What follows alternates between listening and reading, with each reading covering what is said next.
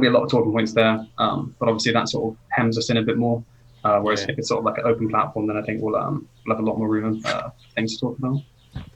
Okay, just keep prompting me as we go. Right, I think we're going live now, guys. So I'll just wait until the ad has finished. To anyone who's watching, we'll start in about 20 seconds. We had some technical problems. I had some technical problems. My PC wasn't playing ball.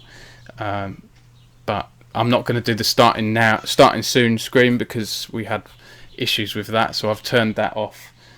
So I'll do the intro and everything in a few moments. There we go. Right, hello everyone. Dom here from British Esports. Sorry about the delay and the technical issues. We've got the first of a series of new streams today. We've got some new overlays to show off. It's the Ask the Expert stream, and we're joined by our friends, our very good friends at Hitmarker, the esports jobs site, and we're going to be doing a deep dive into the esports job market and also a Q&A as well. So without further ado, I'm going to bring in my guests and hope this stream looks okay. So I'm joined by Will and Cam from Hitmarker. So thanks for joining us, guys. Yeah, thanks for having us. Yeah, not a problem. It's our pleasure. Absolutely. So tell us a bit about yourselves, guys. I guess starting with yourself, Will. What do you do at Hitmarker, and a bit about your background in esports? Okay, so I'm Will. I'm also known as Viperoon a lot when I'm in the online space. I joined Hitmarker in January. It's 6 months today, actually. It's my 6-month anniversary with the company. I'm a content coordinator, so I do a lot of the social media as well as sourcing and editing a lot of the jobs that go up on the site, as well as a lot of the other video content that you see around as well, stuff like success stories and monthly metrics. I help out with those.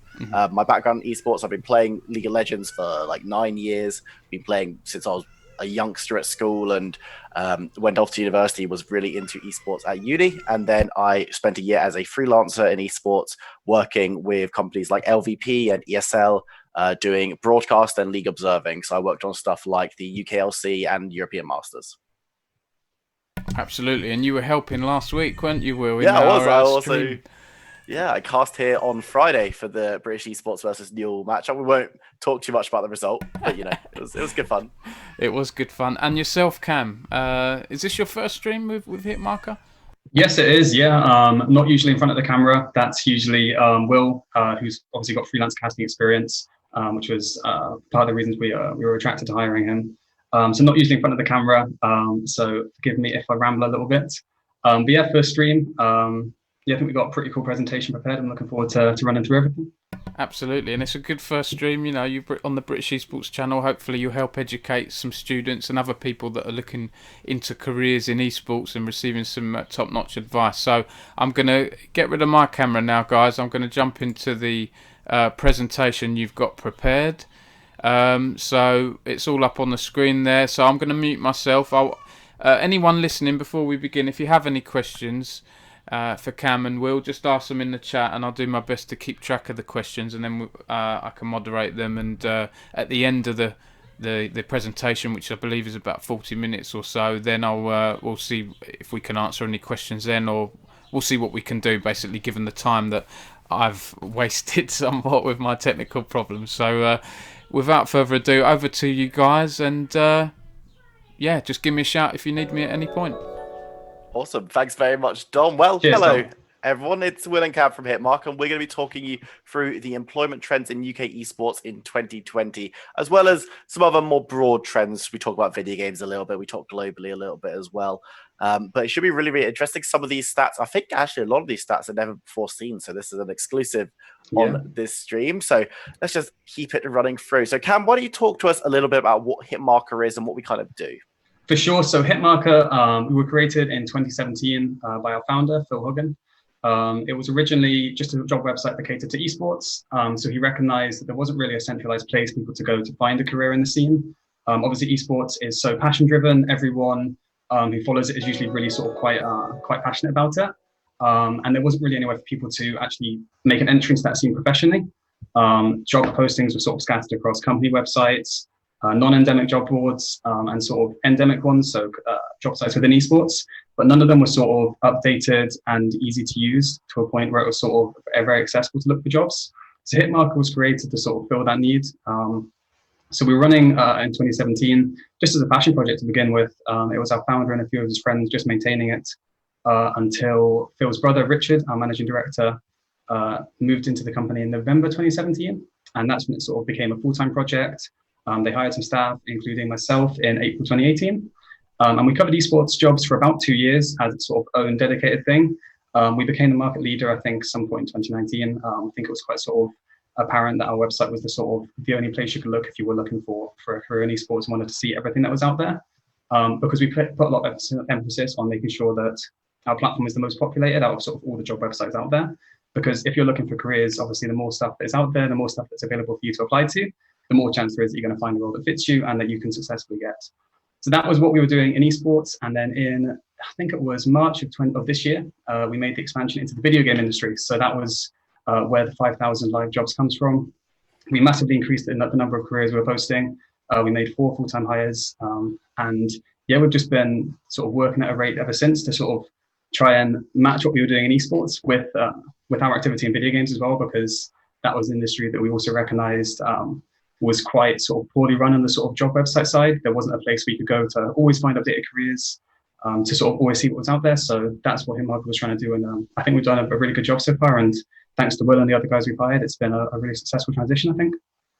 Yeah, it has been really successful. Of course, coming in from where we started in esports when I joined in January, taking in on a good day, maybe 40, 50 jobs a day from all over esports globally. And then coming in with video games and stuff. Now we're posting well over 100 most days, which is always great to see. Even on today, Mondays tend to be a little bit quieter, as you might have seen on some of our stats on social media recently. We posted over 100 jobs today. So always really great to see the growth and expansion and being able to provide a resource for a different niche as well. But esports is the focus, and we still love esports and look at those jobs very, very carefully. So let's just have a look at the first bit of statistics we're going to be looking at, which is the average number of jobs added each month over esports and over gaming. So esports is going to come up first because that's what we're mainly going to be focusing on. As you can see, we've got the UK and non-UK. And Cam, doesn't look too promising in terms of trends.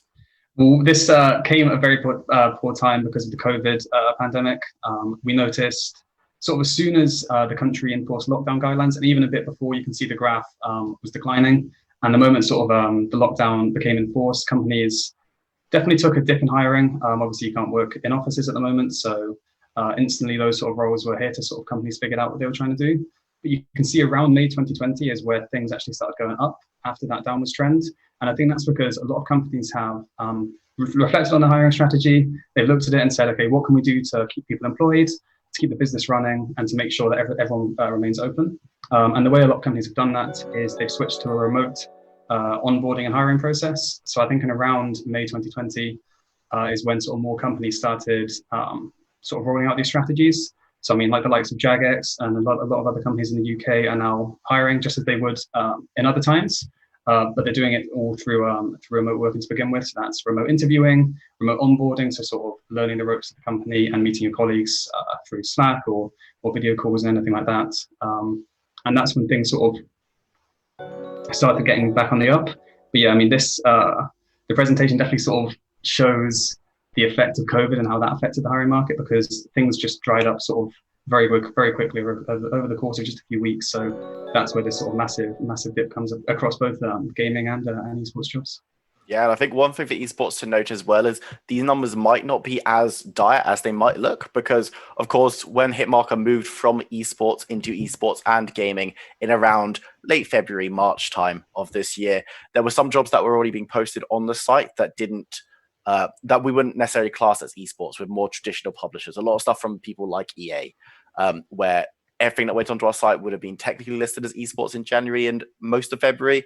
And now, of course, stuff like that won't be. So we might have lost a couple naturally in that way. But as you say, looking across both esports and gaming, it's a pretty similar point. But this gaming, obviously, there's a bit of a spike. That's where we joined the gaming market. You can see a couple in February as well, where we were adding stuff in preparation for our release in March. And again, after that big spike, it's kind of a similar story. Yes, I mean, what I find really interesting about this is, I think, given the fact that we started covering video game jobs in March 2020, And then that's sort of when the pandemic and everything started really affecting the amount of jobs that were being posted. We've never actually posted jobs on a month where there's sort of nothing hindering who's hiring. So I'm actually really interested to see once the crisis is resolved, once sort of things return more to normal, and we're already seeing that sort of starting to happen in terms of hiring.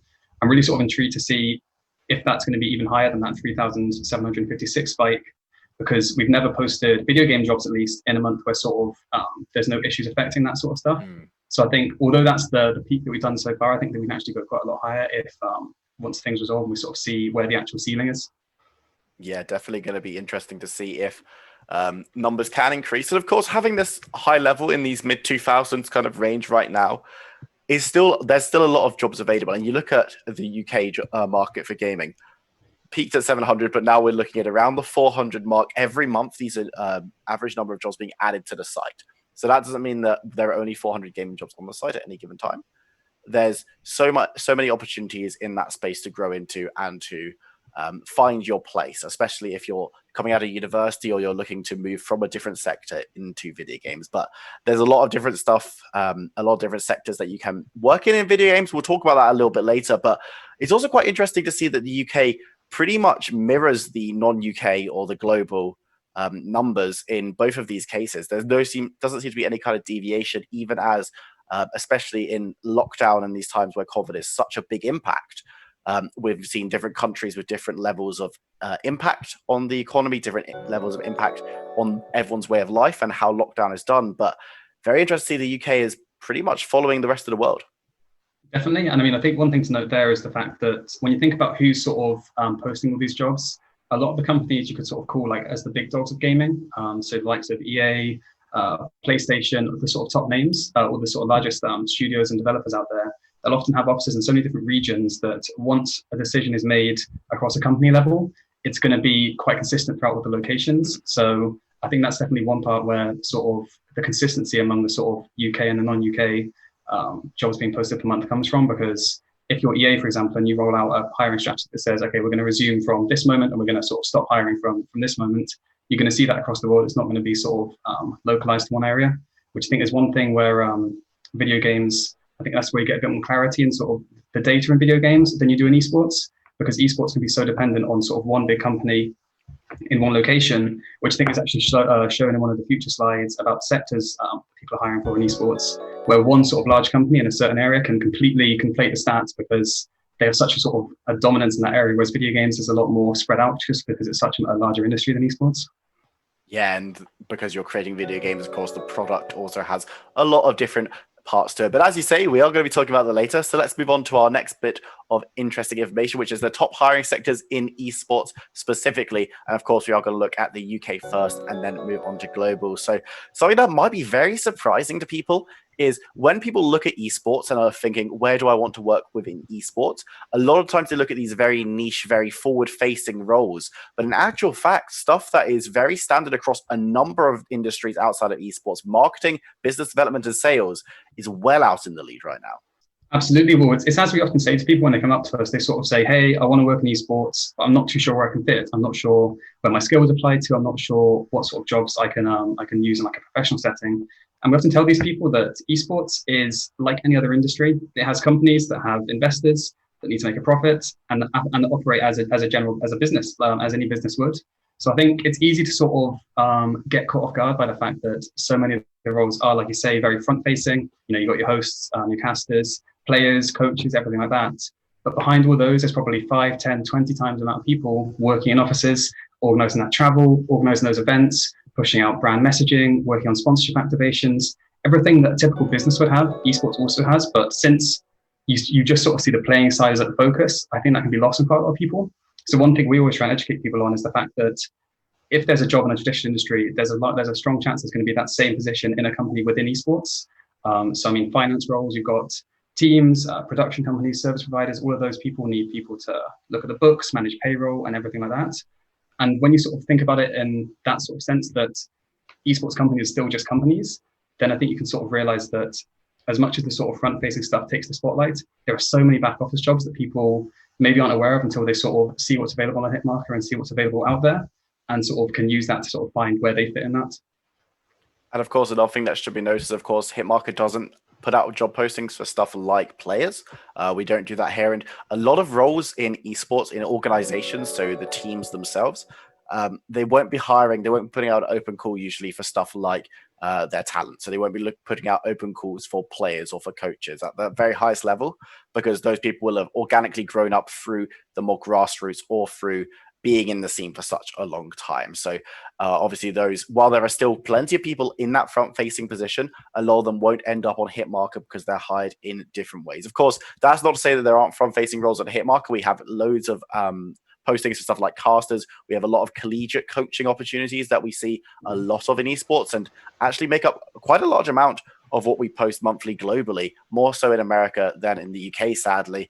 We're still playing catch up on that front, but yeah, a lot of different and interesting stuff. Of course, if you look down the list a little bit more, software engineering, social media, which in its own way is a kind of shoot off of marketing. You could say the same for community management down there as well. And yeah, it's just you have to look well down the list. Stuff like maybe editorial and writing and production, to the stuff that if someone was sat down and said, what's your dream esports job? That's where a lot of people who are coming into the scene would maybe put their hopes and dreams. And it is so crucial to just go out there and get that experience and learn in other sectors, even potentially, how to do these roles so you can make your breakthrough in esports and in the UK. And if we look at the global esports sectors list, again, pretty similar. Software engineering makes a big boost, though, globally, more so than in the UK. But everything else is looking pretty similar. Definitely. And I mean, I think one thing on that software engineering point, so bear in mind, these are the sectors, which is what we sort of call specialisms on Hitmarker. So like I say, marketing, software engineering, and sort of management, the sort of roles that someone takes in like a category level. So this is the data for the rest of the world, not just the UK. And software engineering, higher than it was in the UK. I think a part of that is because in esports especially, all of the sort of massive investment rounds that you see undertaken, they're rarely in the UK, unfortunately. So I mean, in America, you've got companies raising millions and sometimes tens of millions on what it seems like a sort of a weekly or a monthly basis. Same in sort of Germany, for example. I know Berlin's a massive hotbed for sort of esports startups that raise quite a lot of investment. You don't see that as much in the UK. And I think when sort of those sort of companies, which are often digital products, they're often apps and services that require a lot of people to build them. I think that's where you see the sort of disparity between what software engineering jobs are available in the UK versus the rest of the world. Because I think the rest of the world has more esports products that need to sort of be built digitally, whether that's a website or an app. Whereas I think the UK, if you think of the likes of Fnatic and the other sort of service providers and operators in the scene, fewer of those, I think, are reliant on developers and sort of technical products like that as they are in the US. So I think that's where that comes in a little bit. I think that's sort of at play there. And I think another thing that's actually really interesting in this is talent is number 5 on this list. If you just go back to the UK sectors real fast, I don't think it was even on there. Yes, I mean, there was no talent, or talent didn't make the top 10 sectors in esports in the UK, whereas it did in the rest of the world.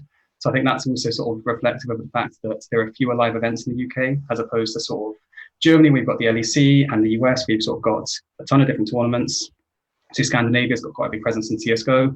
And I think all these sort of factors where live events come into play just mean that there are sort of a lot more talent jobs outside of the UK than there are in the UK, which is obviously unfortunate to our friends in casting like yourself, of course, Will, and anyone else looking to make work in that scene. But they're certainly still there. These are just the top 10 sectors that we've looked at.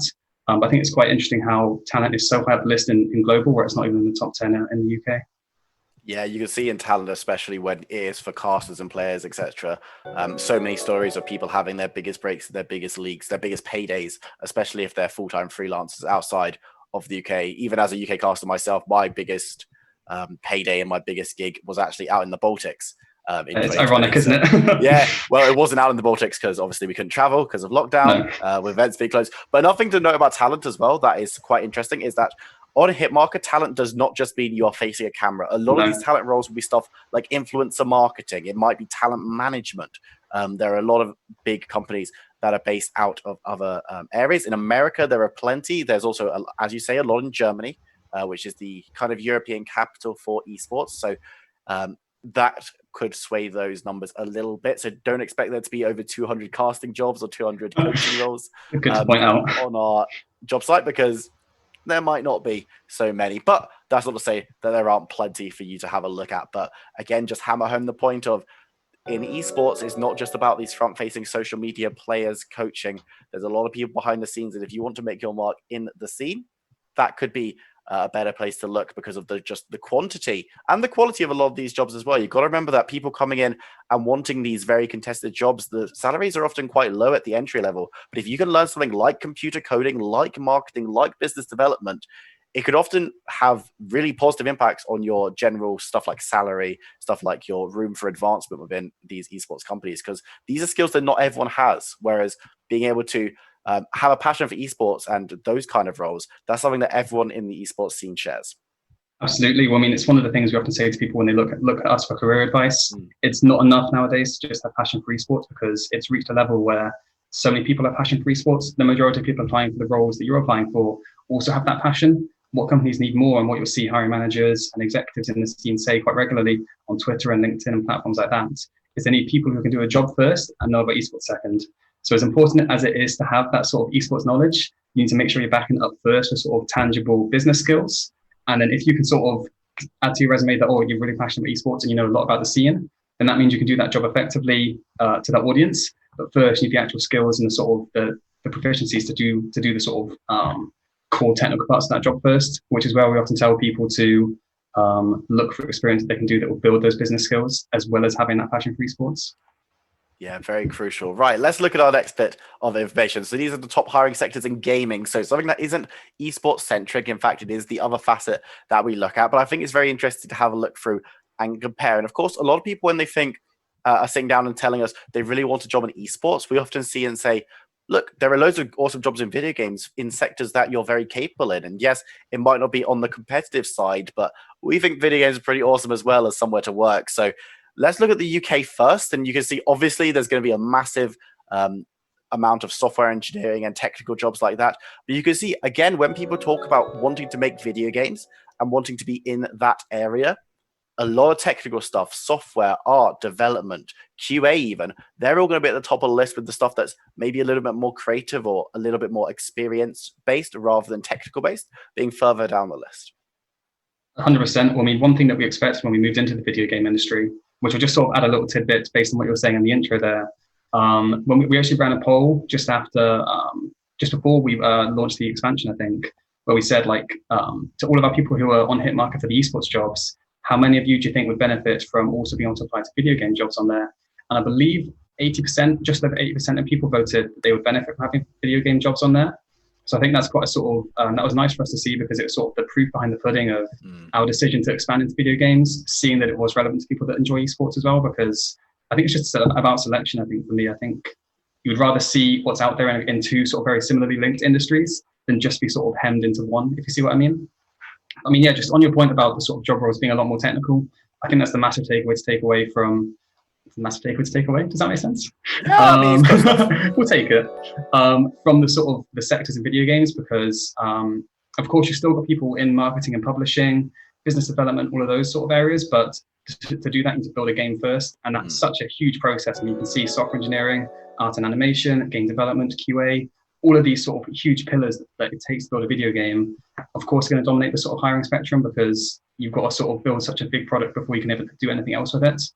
So we did realize when we sort of moved into the video game industry, a lot of what we would do would require that sort of specialism across sort of programming language like C++ and C, Unity, the game engine, all of those sort of roles. I mean, there are still sort of back office things. Publishing is a big sector that we sort of list under marketing. So that's making sure that the game is promoted effectively when it launches, and managing all the sort of the campaign aspect of it.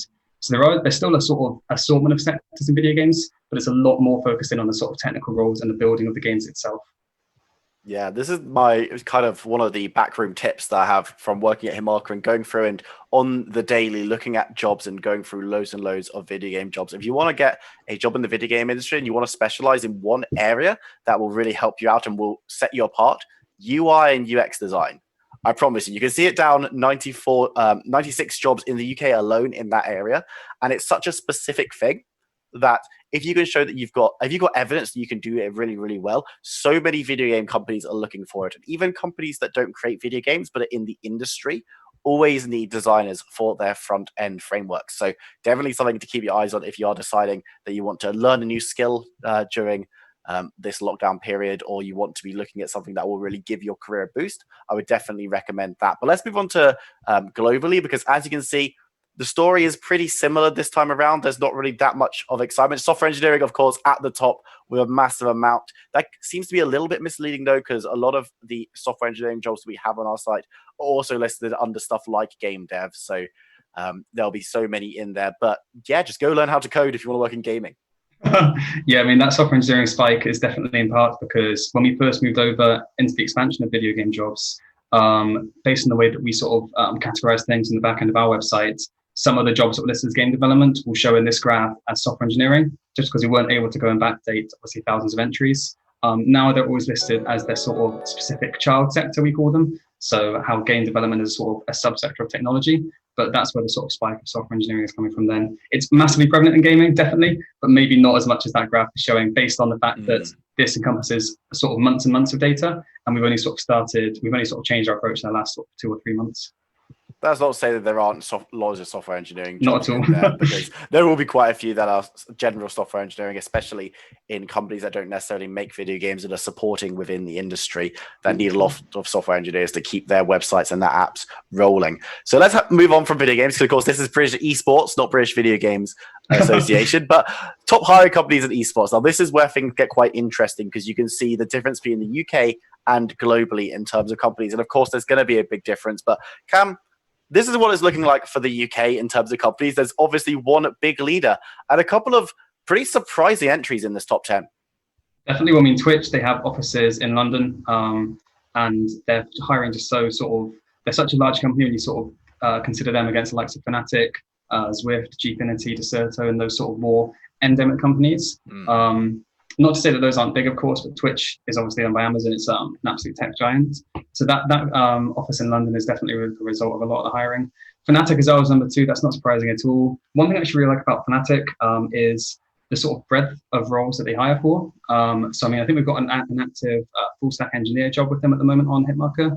And they hire a lot of roles that you sort of, it feels like they're sort of a pioneer among esports teams, that is. In terms of the sectors they hire for. You know, we're well sort of used to seeing esports teams hire for team managers, social media managers, and sort of anyone in sort of the daily operations. Whereas it feels like Fnatic, you'll see them hiring a lot more sort of unique roles when it comes to esports teams, like people to manage their web store, people to build their websites. And it just feels like they have a lot more sort of the scope of what they hire for against a lot of other teams. So I think that's a really interesting one to point out. And I mean, it's not surprising to see them like literally almost double above anything else that's on there. Besides Twitch. Yeah, I think there are a couple of quite interesting ones to point out as well. Game being third.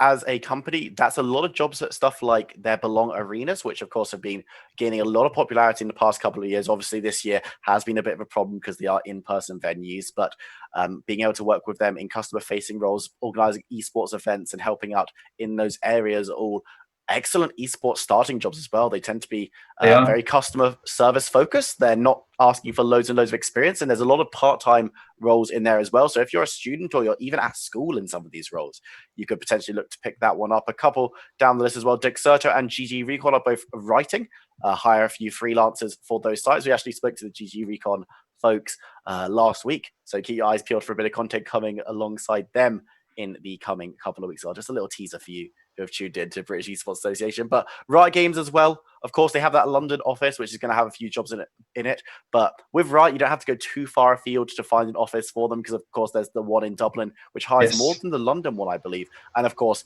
there's loads in places like Germany. I think there's even a Paris one as well. So if you're looking for a job at esports, all of these companies are great places to look. But again, you will notice that not many of them are actually esports organizations. Fnatic is the only org within this top 10 list. Everything else seems to be more auxiliary. Obviously, Riot is going to be the makers of the game. So that's, again, a little bit different, going into video games a little bit.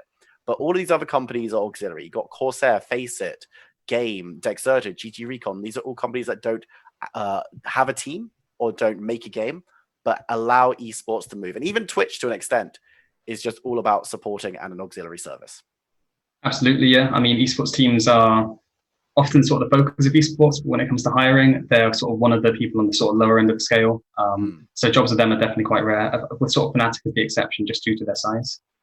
Yeah, and of course, in the UK, there are a reasonable number of esports organizations. Of course, Fnatic, Excel as well, hire alongside us in a load a little bit further down the pyramid or in multiple other games. But if you thought Twitch was only in the UK, then we're going to look over at the top hiring companies in esports non-UK. And Twitch, still number one, but Riot gives them a much closer run for their money here. Absolutely. And I mean, the top 4, 5, even of those from Twitch to EA, I think most of those jobs all come from their Californian offices. We know Twitch hires so much in San Francisco. That's where a lot of their positions come from. Riot Games as well in Los Angeles. Skills, a company, I think they work in mobile esports. I think they work more on the sort of the background and the sort of the technology behind other mobile game developers facilitating esports competitions. I believe that's what they sort of work on. And I mean, all of those sort of, well, those top 5, definitely in my mind, I sort of associate them with Californian jobs. So I mean, that's just sort of, it just shows that in esports, especially like California and the West Coast of the US is just heads and shoulders above any other region in terms of what's out there. Yeah, EA might be the one that's a little bit more spread out. It has a lot of jobs at East Coast and West Coast and across Europe as well. But of course, massively California centric. We see Seattle for companies like Skills as well. Yes, and Portland, Oregon. Portland as well in Oregon. Yes. But California really is the place to be when it comes to esports because it's very tech centric. Obviously, it's a lot of stuff like the LEC and LCS, even not LEC. That's in Berlin. But a lot of startups will be going out there as well. And as you look down the list, there's a lot of stuff that is very, very big names. Garena and Razer might be the two that stand out to me as being a little bit different from that American-centered focus, as Garena is mostly Latin America and Asia. So there'll be a lot of jobs for them in Mexico City, down in Brazil as well. And then moving over to stuff like the Philippines, where they have a couple of jobs right now. And Razer, while it is America as well, heavily focused in Singapore right now. Yes. So many jobs. And Singapore always surprised me when we moved into gaming and with esports as well, as being one of our larger countries for a country that is essentially just one city.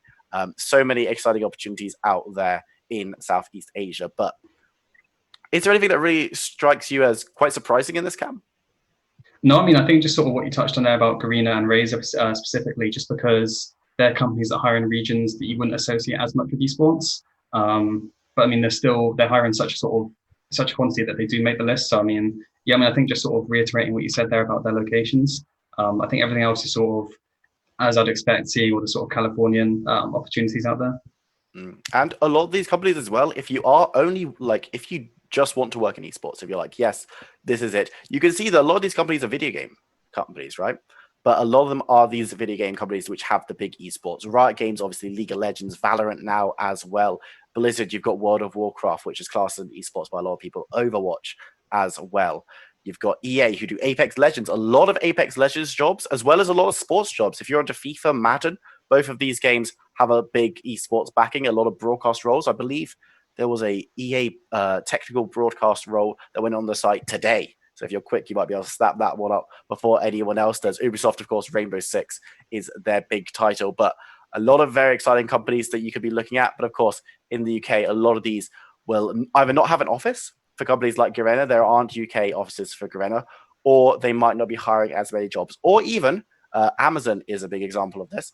Amazon has a decent number of jobs going in the UK within esports and gaming, but maybe not so much the esports side. A lot more of it is the working alongside the Twitch stuff or working in their more standard Amazon games side as well. So there are still opportunities within these companies if you are just looking to work within the UK.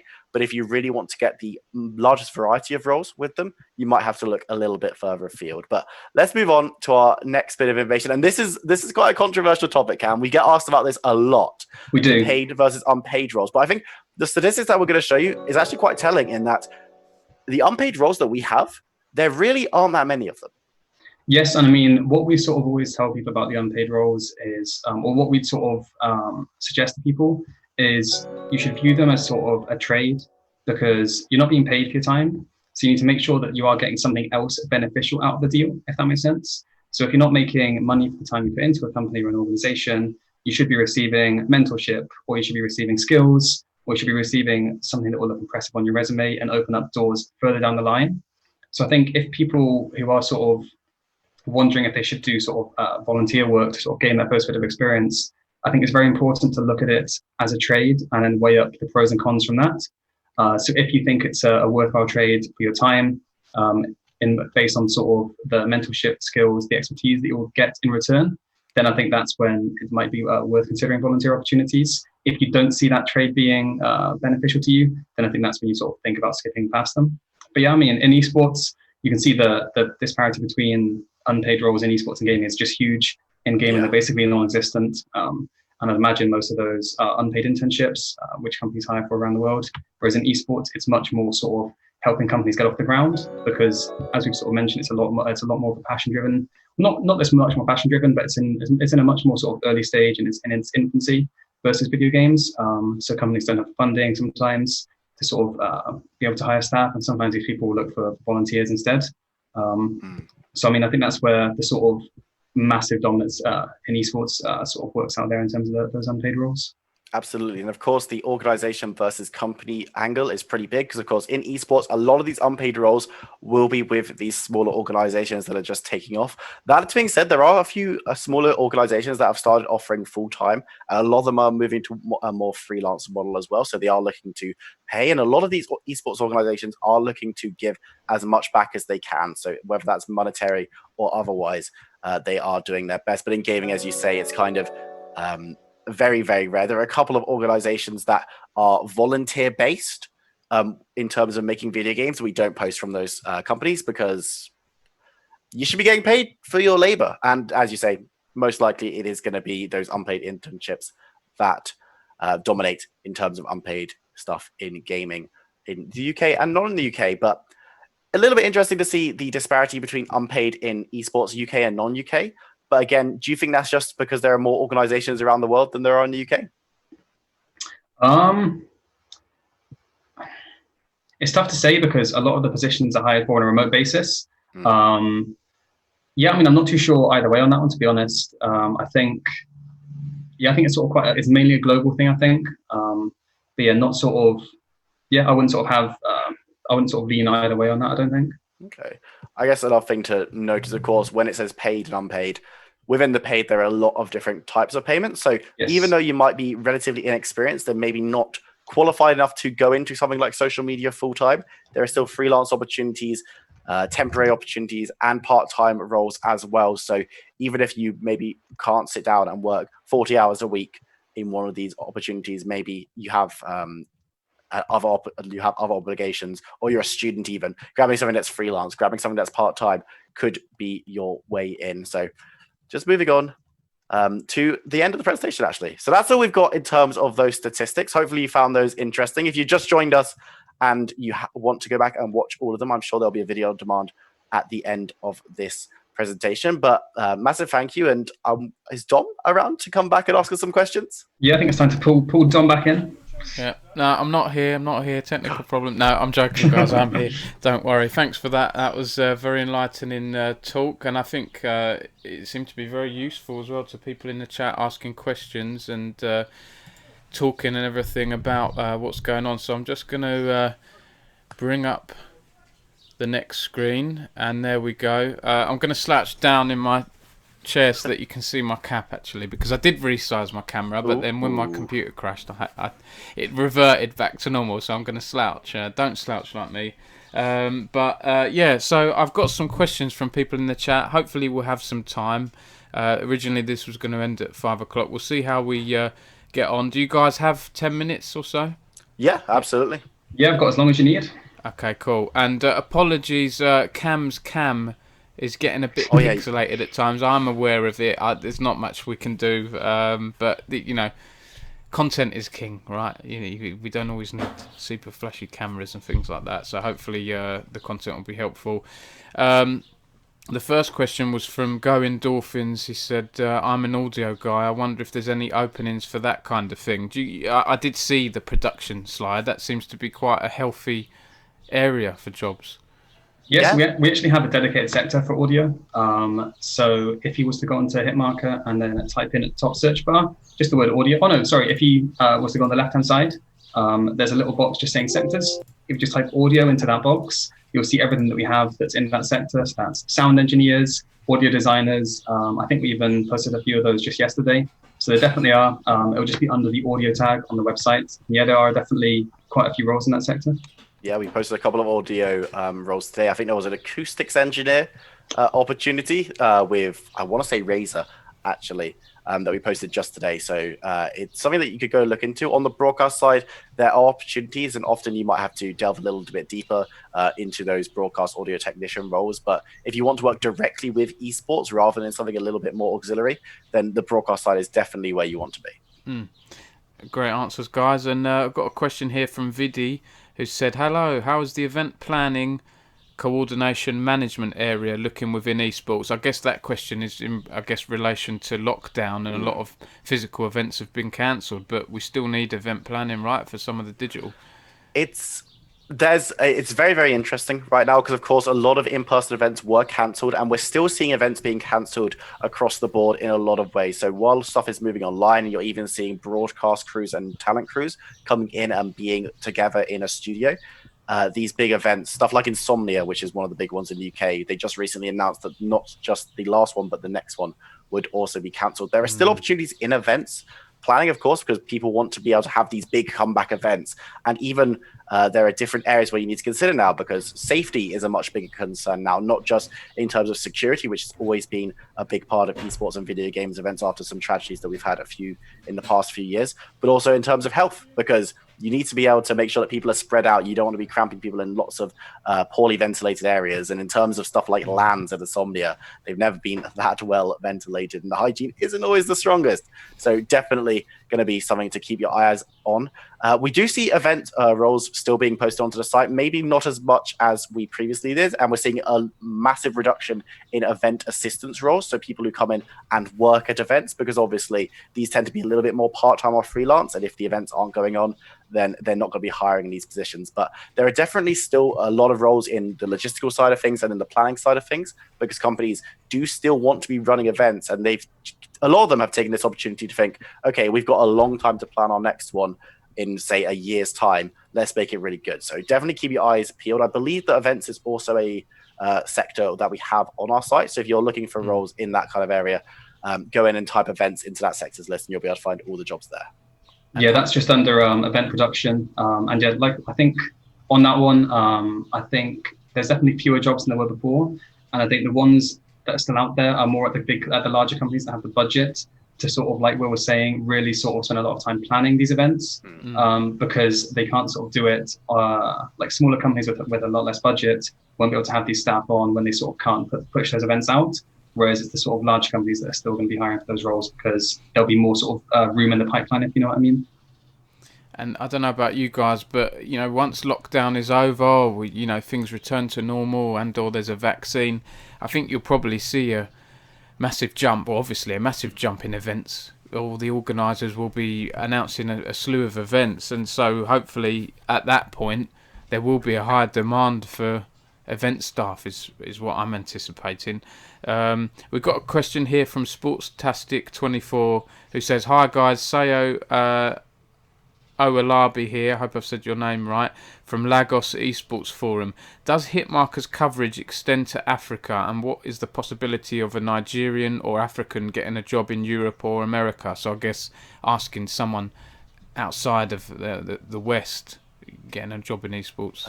We do have we're a completely global company, so we do hire a lot of roles. Sadly, in terms of Africa specifically, we don't see that many roles being hired in esports and gaming. There have been a few, and we're always excited to see new companies. I believe Kenya might have been one of the last ones that we had, which had a completely their first ever job coming onto our site. I know that I've seen jobs in Egypt and Nigeria and in South Africa as well. In terms of finding a job in esports in one of the more hub areas, so we're looking at Asia, America, and Europe, a lot of it is going to be right now on being able to move to these areas, and if you've got the visa and the proper work permits to do so, because right now it is quite difficult to move country because of different lockdown regulations and people's financial situations, companies' financial situations, maybe not being able to cover relocation fees the same way that they usually would. We've seen a big change in how companies are acting in that way, especially within esports. But it's going to still be a case of checking how you can work in these areas and deciding where you want to be looking so far. So if you want to move to America or if you want to move to Europe, looking at the guidance that your country will provide and that those countries will provide in terms of getting work permits and a visa, because a lot of companies will not consider you unless you can prove that you have the legal ability to work in these areas. Absolutely. And I think it's something that we see people do where they'll sort of apply for these roles, but they'll not, like you just mentioned there, Will, they won't sort of stipulate that they have the permission to work in that country. And if it's not clearly stated, and maybe at the top of your cover letter or somewhere on your resume, that you can work in the country that you're applying to, then you might get overlooked because the company might assume that you can't. Yeah. I think another thing that's worth considering when applying for jobs overseas where you'll need maybe a visa sponsoring or some other sort of documentation to work in that country is trying to connect with the people hiring, whether it's the hiring manager, some HR staff, or maybe like a department lead for the role that you're going for. Try and connect to them on LinkedIn, and I think go for a more personal approach there of asking if they would be open to hiring someone, and then having to sort of work out the visa sponsorship and everything like that. Because we've not hired someone international ourselves, but I do know it's a very lengthy process, and companies will need a very strong reason to do so. So I think establishing that like personal connection on LinkedIn with either the recruiter or someone higher from that company is going to give you more chance of success of being hired overseas, because you'll be able to sort of make that personal relationship, and you'll be able to sort of speak more in depth than you can in a cover letter and a resume about why that company should take on that expense and that time to bring you over. Yeah, absolutely. Great points there, guys. And just lastly, we've got Harkins in the chat who asked a couple of questions. They said a big point of entry for esports has always been in-person tournaments to network and meet people in the industry. How has this shifted with the pandemic, and where has success been found for job seekers? That's a good question. That is a good question. So we recently participated in an online sort of networking event called Gamer Jive, where someone that we met there, Thomas Spencer, hoping I get his name right, he actually found a job through this digital event with a company called Geekleets. So the way Gamer Jive worked, it was a 3D digital event setting. So it was literally like a browser video game where you had a character that represented yourself. You linked up your LinkedIn, your email address, and everything like that. And you could walk around this virtual event space, speaking to people on booths and just around the event itself, and sort of networking that way. So there's been some sort of really intuitive sort of advancements in that area from companies like Gamer Jive, where they sort of facilitate that in-person networking event, but from home. Did you do that? Didn't Hitmarker get involved? Yeah. We had a booth for the whole week. So we were present at that event, so that was really cool. And then also the people at Esports Insider, the industry news and events website, industry news website and events company. They're currently doing an event in August called ESI Digital Summer. Yeah. And that's going to run from the 17th to the 21st of August. And that's again a full sort of networking and business content conference. So we're partnered with them on that. You can use code. I'm going for a code plug. You can use code ESI Hitmarker, 10% of your tickets on that. And that's also a great way to sort of meet people and sort of stay connected while we are sort of all at home. So there's been a lot of advancements in that area, and it's actually been very cool to sort of see the sort of what companies are doing to address that exact problem you mentioned. And I tuned into that previous one, the ESI Digital, a few months ago, and it was very handy. It was nice, it was very positive in the chat, obviously very different to Twitch. It's just people in the esports industry, but they have a sort of one-on-one networking system that you can do digitally, and you can say who you're looking for. You're looking for people in marketing, you're looking for people in journalism or production or whatever, and then it lists those people, and you can reach out to them online and arrange, video calls or calls with each other. So that was handy. Sorry, Will, did I interrupt you there? Oh, no, I was just going to say as well, if you're looking at the UK esports scene in particular in terms of networking, of course, sadly, these big events aren't happening right now, but with these online events like Gamer Jive and ESI's Digital Summit,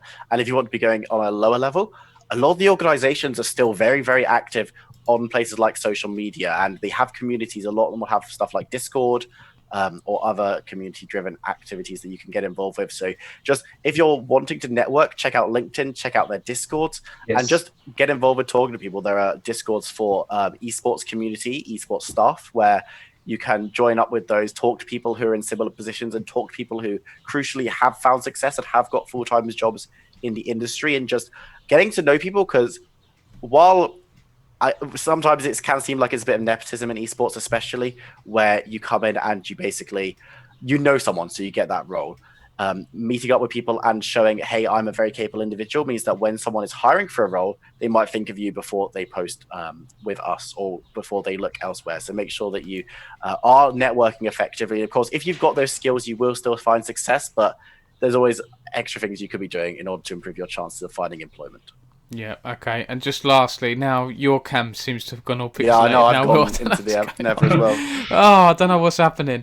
It might be we're using Obs Ninja. I think maybe I'll stick to a Zoom or something else next time. We'll see what happens. Harkins has asked, this is the last question here. Also, does Hitmarker track where people are coming from? E.g. previous industry, or they're just out of school or university, etc., in comparison to successfully finding jobs in the esports industry?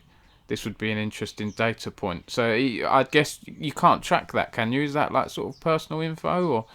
Yes, I mean, it definitely would be super interesting, but at the moment we don't track anything like that.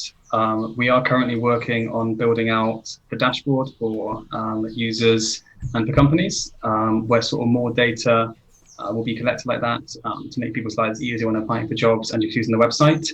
But at the moment, unfortunately, so we don't track anything like that. No, it'd be a very difficult thing to sort of pull accurate numbers from, because in something like that, you're sort of relying on people filling out forms and sort of giving you that data. And if sort of one like class of people responds much more frequently than another does, then obviously you have sort of issues in the sort of results that they prove. So we don't track anything like that at the moment, no, unfortunately. No problem. Well, guys, thanks very much for your time. Is there anything else you would like to add about esports jobs or Hitmarker or careers or anything like that? Maybe the ways people can follow you, what the website is and things like that. Sure. So, I mean, the website is hitmarker.net. So Hitmarker is just as you would spell it if you hit a Hitmarker in game. On social media, we are /HitmarkerJobs on most platforms, I think all platforms actually. So twitter.com/HitmarkerJobs, LinkedIn, HitmarkerJobs.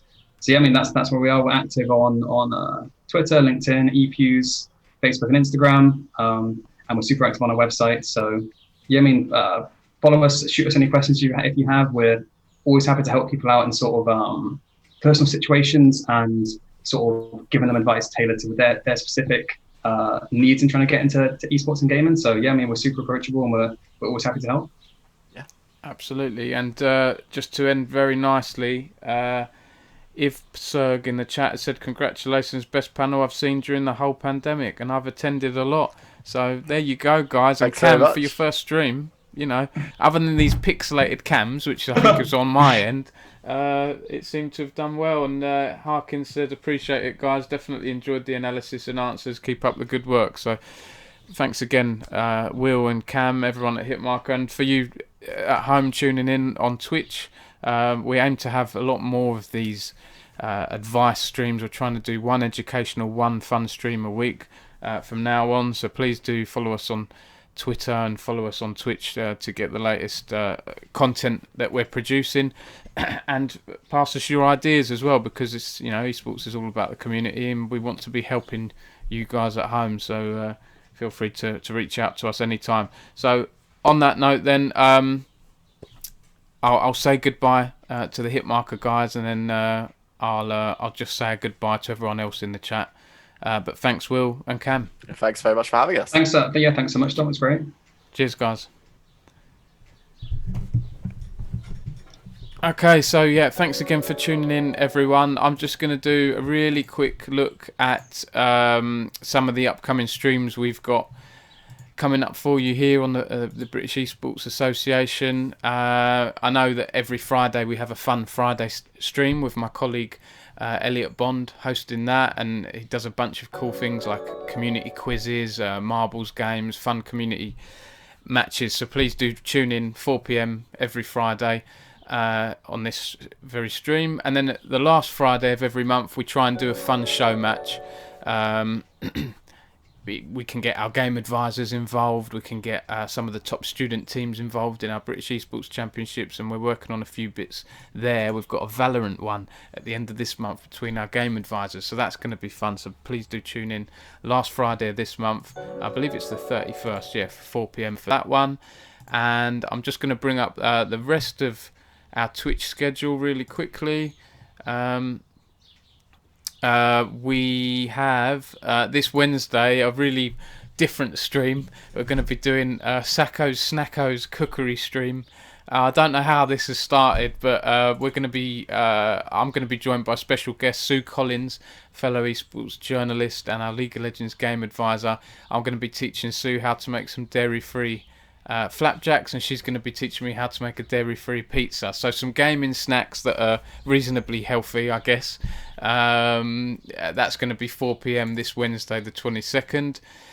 And then the rest of this month, we've got Monday the 27th, so next Monday at 4 p.m. we've got a sim racing takeover. I'm really looking forward to this one. I think this is going to be super exciting. We've got 3 game advisors at the British Esports Association who are going to be talking about their respective games, iRacing, Forza, and F1, and they're going to be talking about the comparisons between those games and doing some hot laps and challenges and things like that. So do tune in then next Monday at 4 p.m.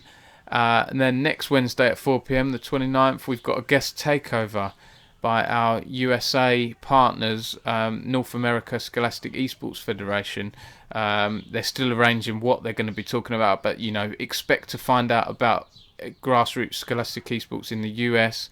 That should be quite fun. And then, like I say, it's the Valorant show match at the end of this month on the 31st August. For now, we're scheduling some things in, but I'm sure we'll update you nearer the time. And that's it, everyone. I'll stop waffling now. Thanks again for tuning in, and I'll catch you next time. Cheers, guys. Sacco signing out.